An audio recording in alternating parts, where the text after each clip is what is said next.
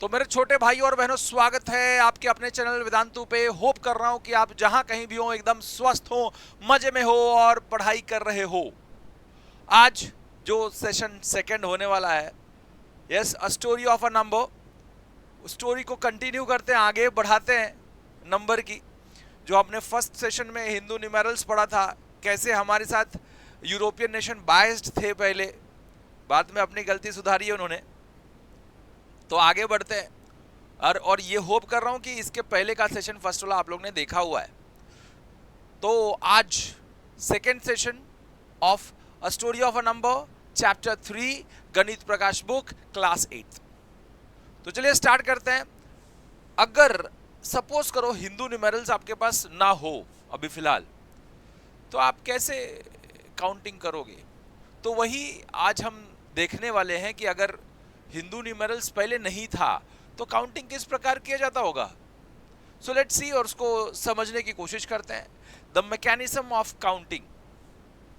अब देखो, हुआ क्या है कि सपोज करो कि तुम स्टोन एज काल में जिंदा हो, स्टोन एज काल में रहते हो। Imagine that you are living in the stone age, say around 10,000 years ago, 10,000 साल पहले तुम रहते थे, रह रहे हो, स्टोन एज काल में हो। ऐसा होप सपोज करो। तुम्हारी गैया, गैया की झुंड, वो गई है बाहर चरने के लिए। चारा चरेगी ना भाई, घास चरेगा वो, उसको हरा हरा घास मिलता है तब दूध अच्छा देता है। तो हरा घास चरने बाहर गया है। अब ये कैसे पता लगाओगे कि वो भैया जितने गई थी उतने आई है कि नहीं? तो काउंटिंग होगा तबे तो पता चलेगा। तो कैसे पता चलेगा? वही पूछा है कि imagine that you are living in the stone age, say around 10,000 years ago. Suppose we have a herd of cow. Here are some natural questions जो might ask uh, about our herd, मतलब अपने झुंड के बारे में ये सवाल पूछा जा सकता है कि भैया ये जो गैया हमारी गई है, काऊ जो हमारी झुंड में गई है चरने के लिए, तो जितनी गई है उतनी सेफली वापस आई भी है या नहीं आई, ये कैसे पता चलेगा? So how do you ensure that all cows have return safely after grazing?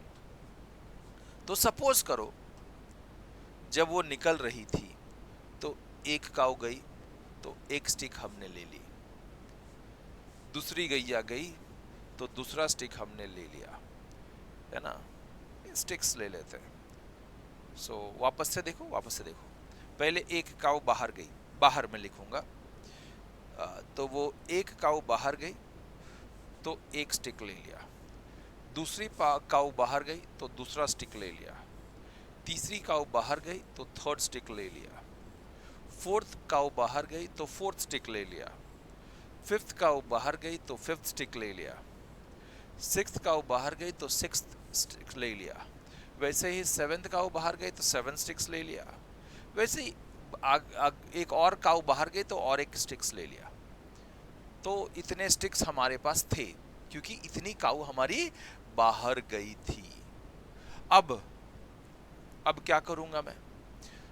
जब ग्रेजिंग करके ये सब आएंगे, जब ग्रेजिंग करके रिटर्न आएंगे, तो एक काऊ अंदर घुसी तो मैंने ये एक हटा दिया। सपोज करो ऐसा कर देता हूं अभी फिलहाल मैं, ये हटा दिया, ये तोड़ के हटा दिया। फिर दूसरी काऊ अंदर आई तो मैंने दूसरा भी स्टिक तोड़ के हटा दिया। फिर तीसरी काऊ अंदर आई तो तीसरा भी तोड़ के हटा दिया। चौथी काऊ अंदर आई तो चौथा भी तोड़ के हटा दिया, है ना? ऐसे ही पहली काऊ अंदर आई तो पहला तोड़ के निकाला, दूसरा स्टिक ये आई तो दूसरा स्टिक तोड़ के निकाल दिया, तीसरी आई तो तीसरा स्टिक तोड़ के निकाल दिया, चौथी आई तो चौथा स्टिक तोड़ के निकाल दिया। वैसे पांचवी जब अंदर आती होगी तो मैं पांचवा स्टिक भी निकाल दूंगा। जब छठवीं अंदर आएगी ये वाली तो मैं छठवां स्टिक्स भी हटा दूंगा। जब सातवीं वाली अंदर आएगी हमारे फील्ड में तो हम सातवां ये भी हटा देंगे। जब आठवां काऊ भी अंदर आ जाएगा तो हम आठवां स्टिक भी हटा देंगे। तो इस प्रकार स्टिक्स से हम काउंट कर सकते थे, है ना, काउस को। कि हाँ भाई जितनी गई है उतनी अंदर आई है। अब एक तो जैसे मैंने स्टिक बोला, आप पेबल्स भी यूज कर सकते थे, स्टोन्स भी यूज कर सकते थे, बिल्कुल छोटे छोटे स्टोन्स ऐसे ले लेंगे, एक बाहर गया तो एक स्टोन एक झोले में डाल दिया, फिर दूसरा मतलब दो झोला रखो, ऐसे दो झोला रखो, तो इसमें से इसमें डालेंगे तो एक बाहर गई तो एक एक झोले में एक स्टोन डाल दिया, दूसरा बाहर गया तो इसमें से दूसरा स्टोन डाल दिया, ऐसे 8 बाहर जाएंगे तो 8 स्टोन इसमें जाएंगे, और जब रिटर्न आएंगे तो इसमें से क्या होगा, एक एक एक एक इधर से इधर, इधर से इधर, ऐसे जैसे एक एक एक आते रहेगा, एक एक स्टोन इधर, जब तक ये अगर पूरे आ गए तो मतलब ये झोला खाली हो जाएगा तुम्हारा, समझे। तो this can be a mechanism of counting. जब हमारे पास हिंदी हिंदी हिंदू न्यूमेरल्स नहीं थे। अभी हम बढ़ते हैं आगे, अगला क्या है मैकेनिज्म ऑफ काउंटिंग। तो क्या है ना, हमारे अंदर हम ह्यूमन बीइंग हैं, तो एक भावना होती है कि भैया जितना हम गांव वाले दो जन हैं हमारे, हम हैं और हमारे बगल वाले हैं नेबर, तो भैया इनकी गैया ज्यादा है कि हमारी गैया ज्यादा है, कैसे पता चलेगा। तो सपोज करो दिस इज राजीव पांडे की गैया,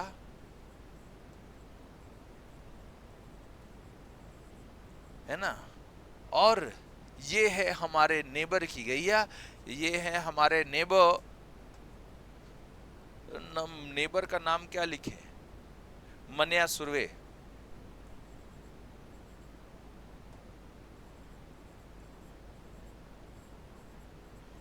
Manya Surve is a my neighbour, ऐसे नाम डाल दिया, कोई कोई बात नहीं है। Mr Modi ji is my neighbour है, क्या बात है, Narendra Modi, NaMo is my neighbour, Narendra Modi. So Modi ji आपकी गैया ज्यादा है कि मेरी गैया ज्यादा है, कैसे पता चलेगा। तो मैं टैली करूंगा कैसे, देखो एक गैया एक स्टिक, सो पहली गैया एक स्टिक, दूसरी गैया दूसरी स्टिक, तीसरी गैया तीसरी स्टिक, चौथी गैया चौथी स्टिक, पांचवी गैया पांचवी स्टिक, छठवीं गैया छठवीं स्टिक, सातवीं गैया सातवीं स्टिक, आठवीं गैया आठवीं स्टिक। तो मेरे पास इतने स्टिक्स हो गए, इसके स्टिक्स, इसका भी मैं काउंटिंग करता हूँ स्टिक से, तो 1 1 1 1। देखो वापस से मैं इसके ऊपर ही बनाऊं तो ज्यादा अच्छा होगा, कलरफुल उसके ऊपर ही बनाता हूं, इससे ज्यादा डार्क है ना। तो दिस इज 1 2 3, ऐसे ऐसे स्टिक्स ले लिए, ये टोटल स्टिक्स, इसके टोटल स्टिक्स है ना। अब देखते हैं, ये स्टिक के साथ ये स्टिक गया, बराबर है, ये स्टिक के साथ ये स्टिक गया, ये स्टिक के साथ ये स्टिक गया, ये स्टिक के साथ ये स्टिक गया, ये स्टिक तोड़ा, एक इसका स्टिक तोड़ा, एक ये स्टिक तोड़ा, एक इसका स्टिक तोड़ा, ये एक स्टिक तो इसमें तोड़ा, एक स्टिक इसका तोड़ा, एक स्टिक इसका तोड़ा, एक स्टिक इसका तोड़ा। तो पता चला नेबर वाले में ये स्टिक्स बच गए, तो ऑब्वियसली नेबर वाले का ज्यादा काऊ है। हाँ नरेंद्र मोदी जी, आपके पास गैया ज्यादा है। अब मेरे अंदर, मैं आपका नेबर हूं, जलन तो होगी भैया मुझे ना, हाँ ज्यादा, मुझे तो बराबर चाहिए गैया, नहीं तो उससे ज्यादा चाहिए, नहीं तो मैं जलता रहूंगा क्योंकि मैं आपका नेबर हूं, समझे। तो this is a mechanism of counting, कि हाँ पता चल गया कि हमारे नेबर नरेंद्र मोदी जी के पास ज्यादा गैया है। अब देखते हैं ऐसे ही, so do have fewer cow than our neighbour, yes we have less cow, fewer cow means what, less cow than our neighbour.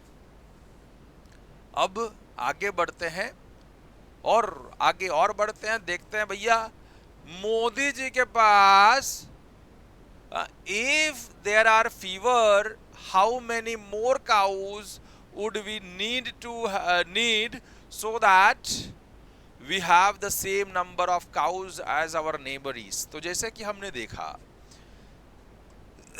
Sticks तो बनाए हमने, ये एक स्टिक, दो, ये सब स्टिक्स, जितने काउज है उतने स्टिक्स, जितने काउज उतने स्टिक्स। तो ये रहे नेबर वाले स्टिक्स, बराबर है, ये रहे नेबर वाले स्टिक्स, ये रहे हमारे स्टिक्स।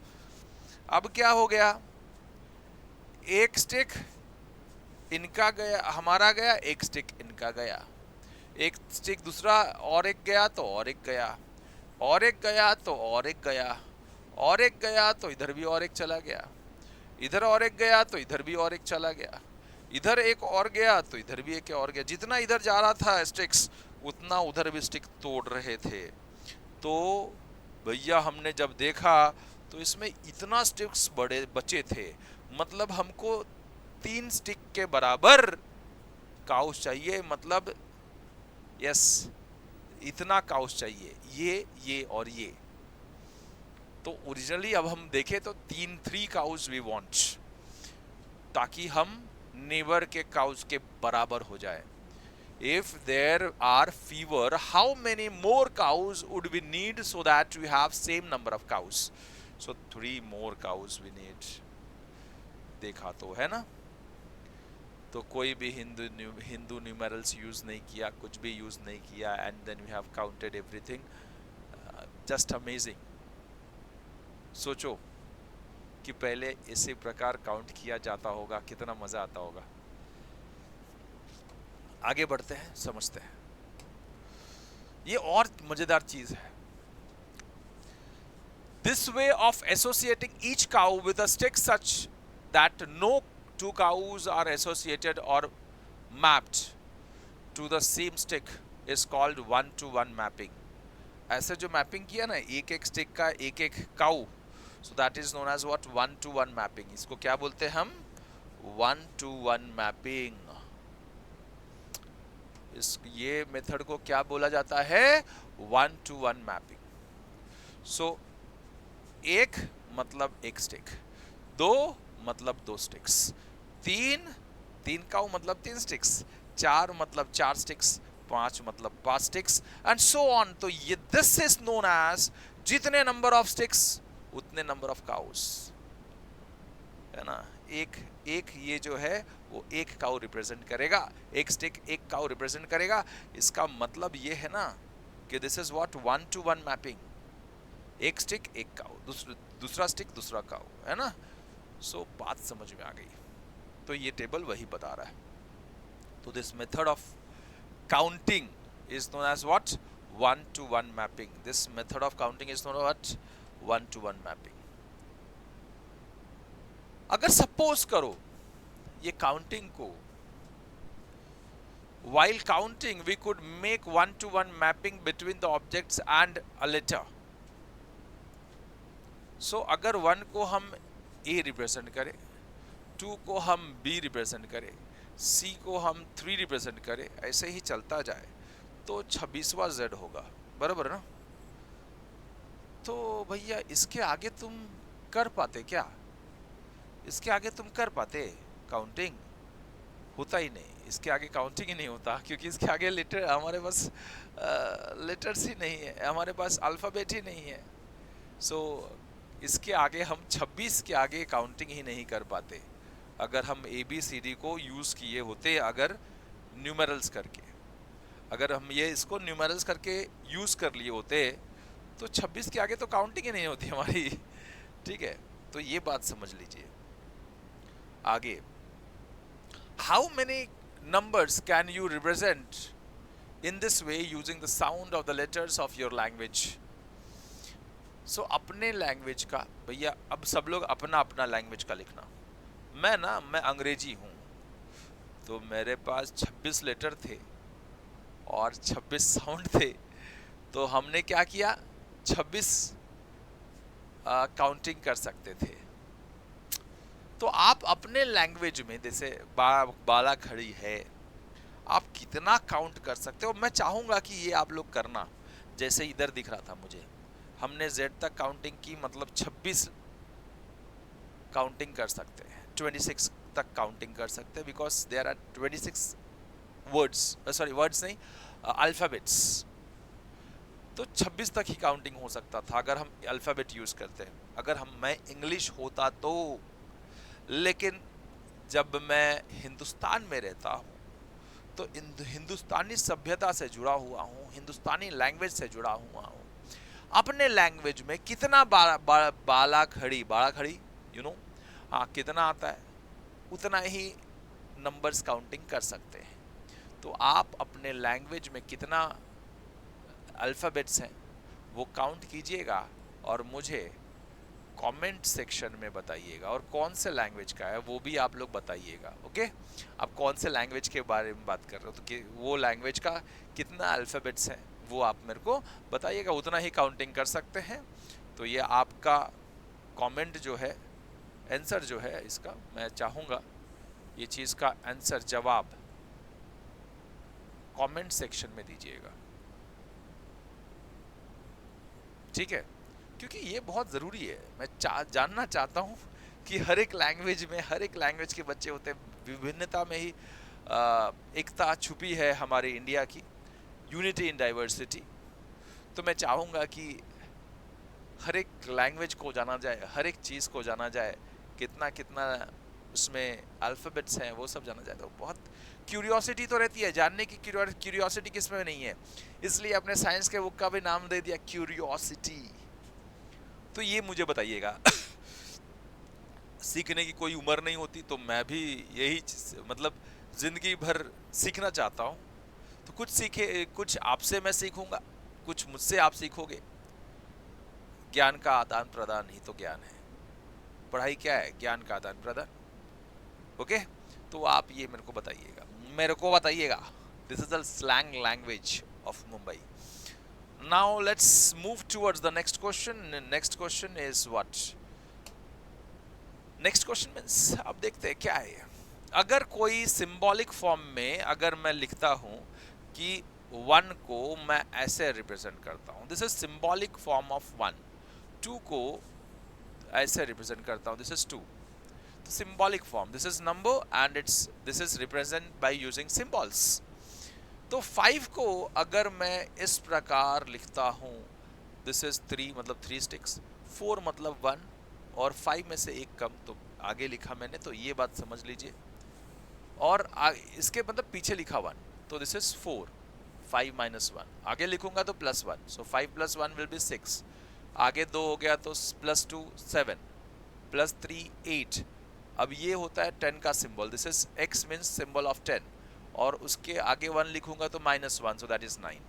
वैसे ही 11 मीन्स उसके पीछे लिखा तो -1, दैट इज 9। अब 10 लिखा है x और उसके आगे लिखा तो +1, दैट इज 11, आगे 2 डाल दिया तो 12, वैसे ही चलते जा रहा है। 14 मतलब देखो 14 ये था 10 और +4, 15 मीन्स 10 + 5, 10 + 6 is 16, ऐसा चलते जा रहा है। तो 20 तक डबल x हो गया। अगर मेरे को 21 लिखना हो, उसमें बोला है, इसने क्वेश्चन पूछा है, do you see any extending this method to represent bigger numbers as well? तो बोलना यस। क्या बोलना? यस।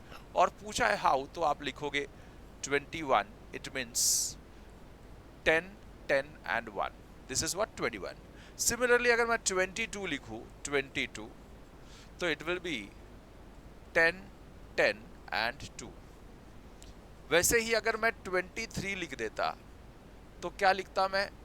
10 10 and 3। अगर 24 लिख देता तो क्या लिखता मैं? 10 10 and 4, 4 is 5 और एक कम। उसके बाद में अगर मैं 25 लिखता तो क्या लिखता? 10 10 and 5। 26 लिखता तो क्या लिखता? 10 10 10 and 6।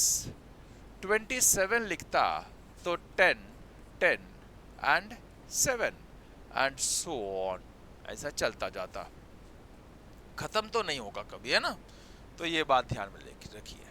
Late us call this standard sequence as number system. इसको ही हम क्या बोलते हैं? हाँ, नंबर सिस्टम।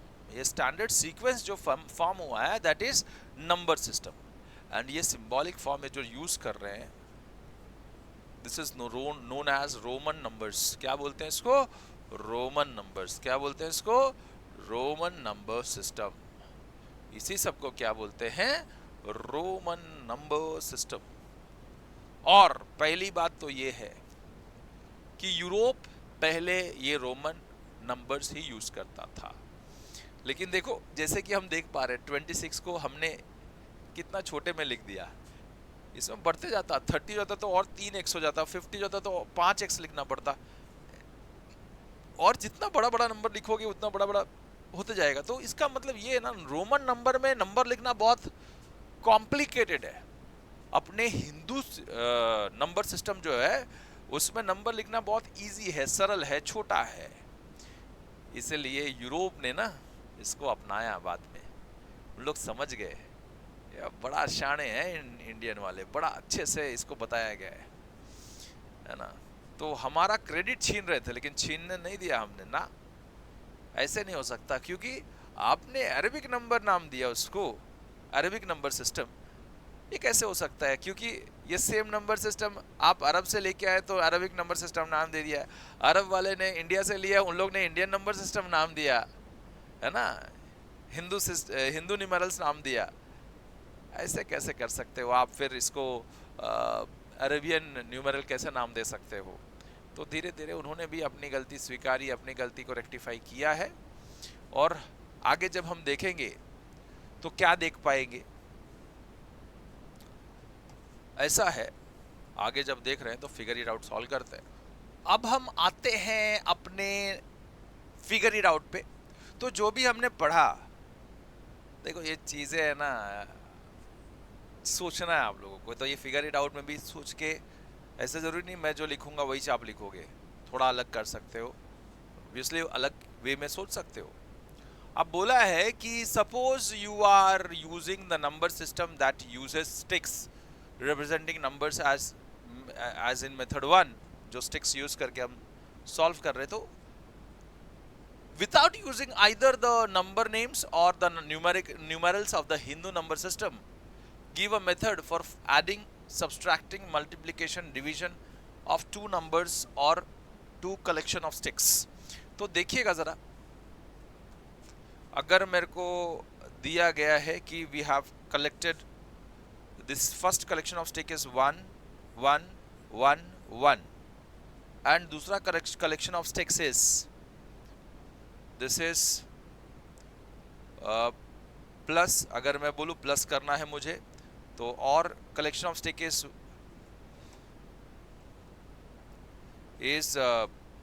ये 1 1 1 1 1, तो टोटल कितने हो गए? Total it is equals to, this will be equals to, कितने हो गए? देखो लाल वाले ऐसे थे, एंड तो टोटल मैं ऐसे कर सकता हूं, ये स्टिक हो गया और वो स्टिक टोटल ऐड हो गया, ये स्टिक हो गए और ये स्टिक कितना हो गया? टोटल ये स्टिक्स हो गए। सो आप ऐसे कर सकते हो, this is method of adding, this is first one is adding, है ना। अब सेकेंड पे जाते हैं,